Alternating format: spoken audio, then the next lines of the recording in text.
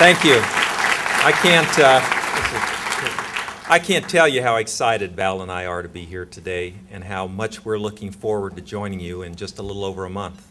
As part of the interview process, I met with Willis Potts, who chaired the search committee in Dallas in the airport, with he and Bill Funk, who was with the search firm, and went home after about a 3-hour meeting and was talking to Val about the experience that I had in that meeting and the passion that Willis Potts had for Georgia Tech.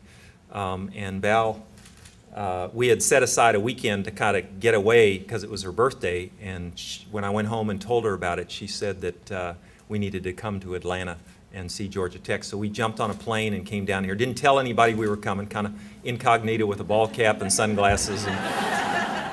And it was homecoming weekend. It turned out that that was homecoming weekend, and what a great experience that was. And that has carried over. The welcome that we have felt, that I have felt as part of this process when the announcement as finalist was made a couple of weeks ago, the outpouring of emails and sentiment from the Georgia Tech community was just spectacular. And the welcome that we've received here, last night we met with Carol Hogan and Sue Ann Allen, and they showed us around the president's residence, and we went to the hotel room, and there was this marvelous array of Georgia Tech paraphernalia, I guess, there waiting for us, and we just have felt so warmly received and so richly welcomed. Before I say too many things, and I won't take too much time, I really want to recognize Gary Schuster and the job that Gary did as serving as interim president. He's not done yet. But serving as interim president during has to be one of the most difficult times at Georgia Institute of Technology. But Gary, thank you very much for everything that you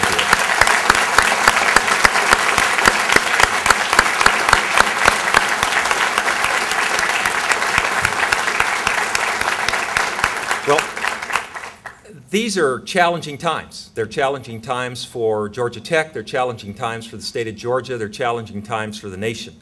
But they're challenges that can be met. When I actually met with Wayne Clough on Monday, and he said one of the things that has always impressed him about Georgia Tech since he was a student here as an undergraduate to the time he was president was the can-do attitude, the attitude that people at Georgia Tech can get things done.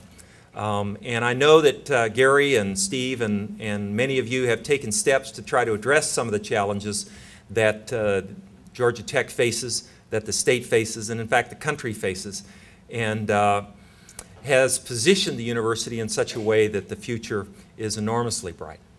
We will have to continue to face challenges in the coming months, but we'll step up and address those challenges in a way that, above all, will ensure that we don't diminish the quality of the education and research programs at the Institute, because first and foremost, that's what this institution is about. It's about providing a high-quality education for students, for the future of Georgia, and for the future of the country.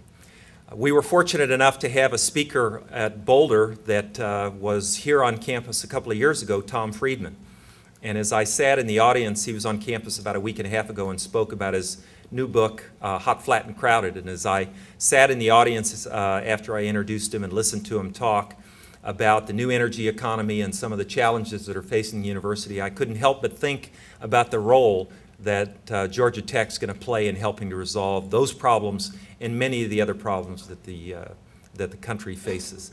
It's just a remarkable time in our history, a remarkable time in the university's history, and a time when this institute can address some of the most pressing problems that exist in the world today.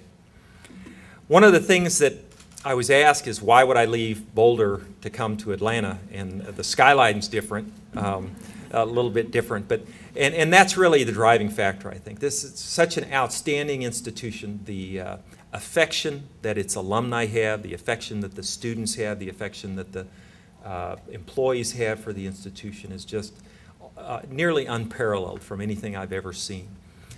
When I think about moving forward, and people say, so what are you going to do when you get there? And there's a lot to learn, a tremendous amount for Val and I to try to learn and to understand.